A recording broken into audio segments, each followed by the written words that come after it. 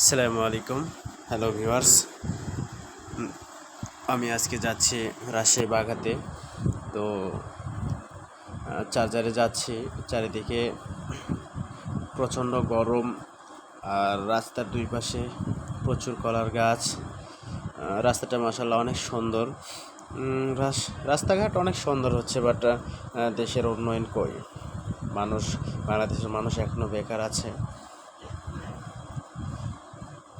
ব্রিজগুলো অনেক সুন্দর, রাস্তাটা অনেক সুন্দর।